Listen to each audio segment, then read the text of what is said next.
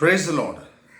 கிறிஸ்து இயேசுவின் நாமத்தில் எனக்கு பிரியமான அன்பின் சகோதரர்களே, உங்களுக்கு என் அன்பின் நல்வாழ்த்துக்களை இந்த நேரத்தில் நான் தெரிவித்துக் கொள்கிறேன். எனக்கு அன்பான சகோதரர்களே, சகோதரியர்களே, இந்த நாட்களில் இயேசு கிறிஸ்துவை நாம் அறிவிப்பது, எங்கெங்கும் சொல்லுவது, தெருவாக முழங்குவது என்பது மிக கடினமான ஒரு காரியமாக இருக்கிறது. இந்நாட்களிலே நம்முடைய வீடுகளிலே கூட இயேசு கிறிஸ்துவை சொல்லுவதற்கு எதிர்ப்புகளை சந்திக்க வேண்டியதாக இருக்கிறது. ஒன்றும் அறியாத பாமர ஜனங்கள், இந்து சகோதரர்கள், அவர்கள் நம்முடைய சட்ட விதிகளை அறிந்து கொள்ளாமல் மத வெறியினாலே, அந்த ஒரு வைராக்கியத்தினாலே அவர்கள் கிறிஸ்துவுக்கு எதிராக எழும்புகிறதை நாம் காண முடிகிறது. ஹல்லேலூயா. எனக்கு அன்பான சகோதரர்களே, இன்றைய கிறிஸ்துவ சமுதாயத்தில் இயேசு கிறிஸ்துவை அறிவிப்பது என்பது கடினமான காரியமாக இன்று மட்டுமல்ல, அது என்றென்றும் தொடர்ந்து இருக்கக்கூடிய ஒன்றாக இருக்கிறது. இயேசுவை விசுவாசிப்பதும் இயேசுவை அறிக்கையிடுவதும் பல இடங்களிலே சவாலுக்கு உரிய ஒரு காரியமாக இருக்கிறது. ஒரு தெருமுனை பிரசங்கியாக, ஒரு ஊழியக்காரனாக பல எதிர்ப்புகளை நான் சந்தித்திருக்கிறேன். சமீபத்தில் கூட பாளையங்கோட்டை பகுதியில் இயேசு கிறிஸ்துவை அறிவிக்க சென்ற ஒரு குழுவினரை இந்து முன்னணி என்ற கட்சியை சேர்ந்தவர்கள், ஒரு மத கட்சியை சேர்ந்தவர்கள், அவர்கள் அந்த கிறிஸ்துவ அமைப்பினரை, ஊழியர்களை துரத்தினார்கள். தாங்கள் செய்வது என்னதென்று அவர்கள் அறியாமல் செய்தார்கள். ஹல்லேலூயா. நம்முடைய சுதந்திரத்திலே அவர்கள் தலையிட்டார்கள். மெய்யாகவே நாம் அவர்களுக்காக ஜெபிக்கவும் அவர்கள் மீது மனது உருக்கமாக இருக்கவும் நாம் கடமைப்பட்டு இருக்கிறோம். ஏனெனில் அவர்கள் அறிந்து செய்யவில்லை, அவர்கள் அறியாமல் செய்கிறார்கள். இயேசுவை யார் என்று அவர்கள் உணர்ந்து கொள்ளவில்லை. உணராதது நிமித்தம் அவர்கள் அவ்விதமாக இருக்கிறார்கள். ஒரு வகையில் அது நம்முடைய குற்றமாக இருக்கிறது. அதாவது அவர்கள் உணர்ந்து கொள்ளாமல் இருப்பது, இதுவரையில் தெரிந்து கொள்ளாமல் இருப்பது கூட ஒரு வகையில் நாம் காரணமாக இருக்கிறோம். ஏனெனில் கிறிஸ்துவை அவர்களுக்கு சொல்ல வேண்டிய நேரத்திலே, சொல்ல வேண்டிய விதத்திலே நாம் சொல்ல தவறி இருக்கிறோம். ஆகவே இப்படிப்பட்ட காரியங்கள் எழும்பி இருக்கிறது என்று கூட நான் எண்ணுகிறேன். எனக்கு பிரியமான சகோதரர்களே, இந்த நாளிலே ஆண்டவராகிய இயேசு கிறிஸ்து மத்தேயுவின் சுவிசேஷம் 10ஆம் அதிகாரம் 16வது வசனத்தை நாம் தியானிக்க போகிறோம். இந்த இடத்திலே ஆண்டவராகிய இயேசு கிறிஸ்து அனுப்பப்பட்டவர்கள் அடையும் துன்பங்களை பற்றி அவர் இங்கு பேசுகிறார். அனுப்பப்பட்டவர்கள் அடையக்கூடிய துன்பங்களை பற்றி பேசக்கூடிய, ஆண்டவராகிய இயேசு கிறிஸ்து போதிக்கக்கூடிய அந்த இடத்துல இந்த 16வது வசனம், மத்தேயு 10:16வது வசனம் என்ன, எப்படி ஆரம்பிக்கிறது, எப்படி அவர் ஆரம்பித்து சொல்லுகிறார் என்பதை நாம் கவனித்தால் அன்புக்குரியவர்களே, அங்கே சொல்லப்பட்டிருக்கிற காரியம் இதோ, ஓநாய்களிடையே ஆடுகளைப் போல, ஆடுகளை அனுப்புவதைப் போல நான் உங்களை அனுப்புகிறேன். எனவே பாம்புகளைப் போல முன்மதி உடையவர்களாகவும் புறாக்களைப் போல கபடற்றவர்களாகவும் இருங்கள் என்று இயேசு சொல்லுகிறார். கவனிச்சு பாருங்க, இங்கு சொல்லக்கூடிய உயிரினங்கள் என்னென்ன சொல்லப்படுகிறது. ஓநாய்களிடையே என்று ஓநாயை பற்றியும், ஆடுகளைப் போல என்று ஆடை பற்றியும், புறாவை பற்றியும், பாம்பை பற்றியும் சொல்லப்பட்டிருக்கிறது. 4 விதமான உயிரினங்களை இயேசு இங்கு குறிப்பிடுகிறார். ஓநாய்களிடையே என்றால் என்ன? ஓநாய்கள், அதனுடைய குணங்கள் என்ன? அது எப்பொழுதும் பறித்து செல்லக்கூடியதாக தான் இருக்கும். சுயநலத்தை உடையதாக தான் அது இருக்கும். தனக்கு எதிரில் இருக்கக்கூடிய மற்ற உயிரின் நலனை அது கவனிக்காது. சுயநலத்தை உடையதாக இருக்கும் ஓநாய். அப்படின்னா இங்க இயேசு சொல்லுகிறது என்ன? சுயநலவாதிகளிடையே அனுப்புகிறேன் என்று சொல்கிறார். அல்லேலூயா. ஆடுகளை போல என்று குறிப்பிடுகிறார். இங்க ஓநாய் என்பது இரக்கமற்றது, சுயநலமானது. ஆடு என்பது, புறா என்பது பரிசுத்தமானது, தன்னையே அர்ப்பணிக்க கூடியதாக இருக்கக்கூடியது. பலிப்பிடத்திலே பயன்படுத்தக்கூடிய, பலியிடக்கூடிய உயிரினங்களில் எந்த உயிரினங்களை பலியிடுகிறார்கள்? ஆடுகளை தேவ சமூகத்தில் ஆடுகளையும் பழைய ஏற்பாட்டு காலத்தில் நான் குறிப்பிடுகிறேன். பழைய ஏற்பாட்டு காலத்தில் தேவ சமூகத்தில் ஆடுகளை பலியிடுவார்கள், புறாக்களை கொடுப்பார்கள். தேவனுக்கு காணிக்கையாக, ஆண்டவருக்கு காணிக்கையாக ஆடுகளையும் புறாக்களையும் கொடுப்பார்கள். ஆகவே இது ஆண்டவருக்குரியதாக அது இருக்கும். அல்லேலூயா.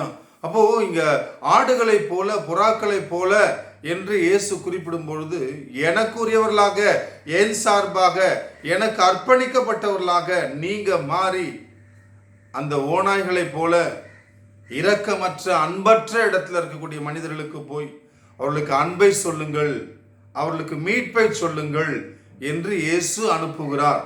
அல்லேலூயா. அனுப்பும் பொழுது அவர் சொல்லுகிற காரியம், இன்னொரு உயிரினம் என்ன, பாம்புகளை போல முன்மதி உடையவர்களாக இருங்கள் என்று சொல்கிறார். முன்கூட்டியே திட்டமிட்டு, முன்கூட்டியே ஆலோசனை செய்து, பலவானை முந்தியே தன் ஜெபத்தினாலே கட்டி, விசுவாசத்தினாலும் ஜெபத்தினாலும் வேத காரியங்களினாலும் நம்மை நாமே பலப்படுத்தி கொண்டு, கிறிஸ்துவின் தயவோடு பரிசுத்த ஆவியினுடைய ஒத்தாசையோடு, அதான் முன்மாதிரி, நீங்க கிறிஸ்துவின் பணியை செய்ய போக வேண்டும் என்று சொல்கிறார். பல சகோதரர்கள் சகோதரியர்கள் நாளைக்கு ஞாயிற்றுக்கிழமை, நாளைக்கு லீவு நாள், நாளைக்கு சனிக்கிழமை லீவு நாள், ஆகவே ஒரு வேனப்படி நீங்கள்லாம் வாங்க, கிளம்பி வாங்க, 10 பேர் வாங்க, யாரெல்லாம் வரீங்க வாங்க, இந்தாங்க ட்ராக்ஸ் எடுத்துக்கோங்க, போங்க, நம்ம போய் சொல்லுவோம் என்று அப்படி ஒரு திட்டமிடுதல் இல்லாமல் போய் சொல்லுகிறாங்க.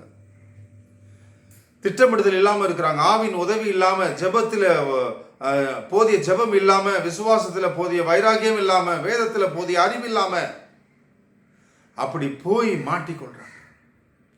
அல்லேலூயா. நீங்க விசுவாசத்திலே உறுதியாக இருந்து, ஜெபத்திலே நிலைத்திருந்து, பரிசுத்தாவிலே பலத்தை பெற்றவர்களாக, வேதத்திலே அறிவுடையவர்களாக நீங்க உங்களை தயார்படுத்தி கொண்டு தேவ சமூகத்தில் இருந்து காத்திருந்து இவைகளை பெற்றுக்கொண்டு, நீங்க ஓநாய்களை போல இருக்கக்கூடிய இரக்கமற்ற மனிதர்கள் மத்தியில் போய் சுவிசேஷத்தை சொல்ல போனாலும் நீங்க தேவ வல்லமையினால் சொல்லுவீர்களே தவிர, அல்லேலூயா, உங்க வல்லமையினால் சொல்ல மாட்டீங்க, தேவ வல்லமையில் சொல்லுவீங்க. அப்ப எந்த எதிர்ப்பும் உங்களுக்கு வர முடியாது. வந்தாலும் நீங்கள் பயப்பட மாட்டீங்க, அஞ்சி ஓட மாட்டீங்க, பொய் பேச மாட்டீங்க, உறுதியா நிலைத்திருப்பீங்க. அல்லேலூயா. ஆகவே எனக்கு பிரியமான என் அன்பின் சகோதரர்களே சகோதரியர்களே, இந்த நேரத்தில் நான் உங்களுக்கு, நீங்கள் ஊழியத்தை செய்ய போகும்பொழுது, மற்றவர்களை நீங்கள் மீட்டிங்க்கு அழைச்சிட்டு வர போகும்பொழுது, அங்கே என்னென்ன மதமாற்றம் இல்லை, முதல்ல அதை நீங்கள் தெரிஞ்சுக்கணும். நம்ம கிறிஸ்துவ சமுதாயத்தில் இறைப்பணி செய்யக்கூடிய மக்களும் சரி, என்னை ஒருவேளை புறமதத்தார் யாராச்சும் பார்க்கலாம், மதம் மாற்றத்தை செய்வதற்கு இல்லை, கிறிஸ்துவை சொல்லுவதற்கு, கிறிஸ்துவை உங்களுக்கு கொடுப்பதற்கு. ஏற்றுக்கொள்றவங்க வாங்க, ஏற்றுக்கொள்ளாதவங்க அது அவங்களுடைய விருப்பம். அல்லேலூயா. இந்த காரியத்திற்காக தான். ஆகவே எனக்கு அன்பான சகோதரர்களை, போதிய ஆயத்தம் இல்லாமல் நம்ம புறப்பட வேண்டாம். நான் இந்த நேரத்தில் கிறிஸ்துவின் பணியை செய்த மிஷினரிகளின் அவர்களால் உண்டான ஒரு நல்ல பாதிப்பை உங்களுக்கு நான் சொல்ல விரும்புகிறேன். இன்றைக்கு இருக்கக்கூடிய நாகாலாந்து என்கிற அந்த மாநிலம், இந்திய தேசத்தில் இருக்கக்கூடியது, இந்தியாவின் வட மாநிலங்களிலே ஒன்றான நாகாலாந்து 150 வருடங்களுக்கு முன்னதாக அங்கே நாகா என்கிற மக்கள் இனத்தார் இன்றளவும் வாழ்ந்து கொண்டிருக்கிறாங்க. 150-160 ஆண்டுகளுக்கு முன்னதாக ஒரு மிஷனரி இயக்கம் அங்கே புறப்பட்டு போகிறது. அங்கே போய் தங்கி அவர்களுக்கு கிறிஸ்துவை அறிவிக்கிறது.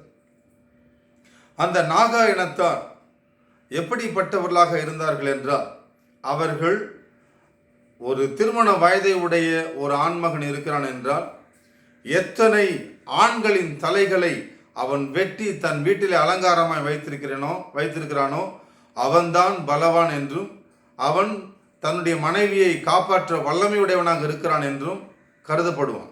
அதுதான் அவனுக்கு வீரத்தின் அடையாளம், அதுதான் அவனுக்கு செல்வம். மனித தலைகளை வெட்டி அலங்காரமாய் வீட்டிலே மாட்டி வைப்பது. அப்படிப்பட்ட ஒரு கொடூர மக்கள் மத்தியிலே கிறிஸ்துவ குழு ஒன்று சென்று சுவிசேஷத்தை அறிவித்தது, இயேசுவை அறிவித்தது. அந்த தன்னலமற்ற ஊழியர்களின் சுவிசேஷத்தை அறிவித்ததுனால அந்த நாகா இனத்தை சேர்ந்த ஒரு மனிதன் அவன் கிறிஸ்துவை ஏற்றுக்கொள்கிறான். அவன் மனைவி அவன் பிள்ளைகளும் இயேசு கிறிஸ்துவை ஏற்றுக்கொள்ளுகிறார்கள். அந்த குடும்பம் இப்பொழுது அந்த நாகா இனத்திலேயே ஒரு மாறுபட்ட நல்ல வளர்ச்சியை, ஒரு வித்தியாசத்தை உடைய ஒரு குடும்பமாக பார்க்கப்படுகிறது. ஆகவே அந்த நாகா இனத்தின் தலைவன் என்ன செய்கிறான்? அந்த குடும்பத்தை அழைக்கிறான். அழைத்து, நீ விசுவாசிக்கிற, நீ நம்புகிற இந்த இயேசுவை நீ மறுதலிக்க வேண்டும், இல்லை என்றால் உன் பிள்ளைகளை கொன்று விடுவேன் என்று அவன் சொல்லுகிறான். அப்பொழுது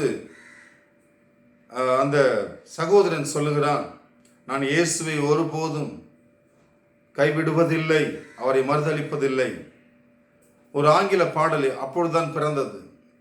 I have decided to follow Jesus. அவன் பாடுகிறான்.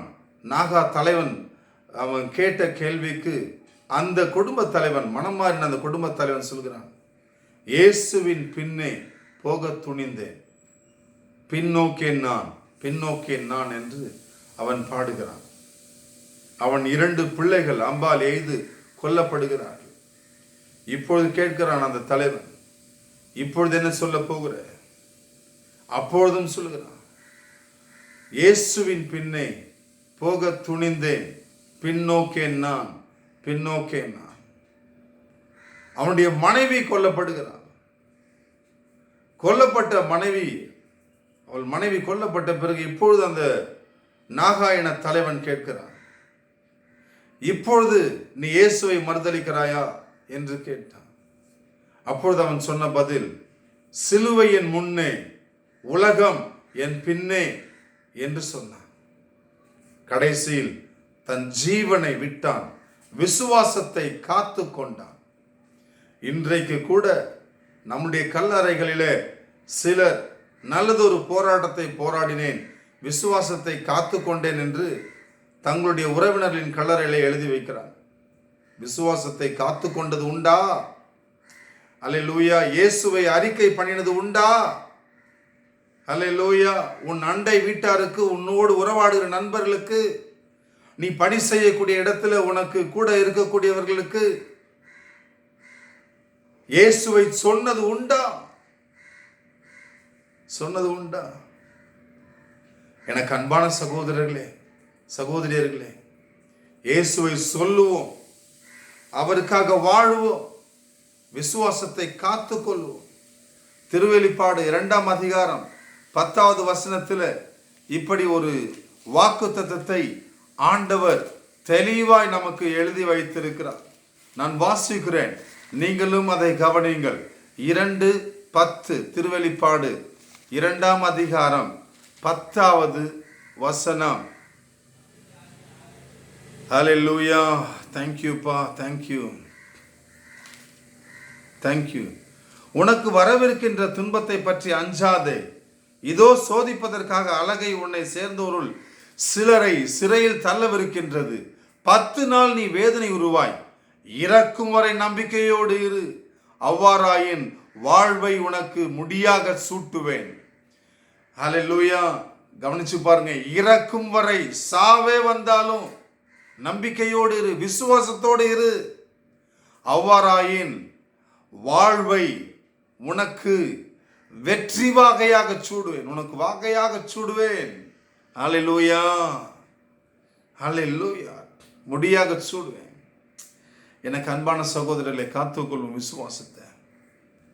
எதை இழந்தாலும் சரி, உங்களுடைய செல்வம், உங்களுடைய பணம், உங்களுடைய பொருள், உங்களுடைய படிப்பு, உங்களுடைய பதவி, உங்களுடைய உறவுகள், நீங்கள் யாரை இழந்தாலும், எதை இழந்தாலும், யார் உங்களை விட்டுவிட்டாலும், இயேசுவை பின்தொடர்வோம், இயேசுவை அறிவிப்போம், இயேசுவுக்காக வாழ்வோம், ஜீவனை காத்துக்கொள்வோம்.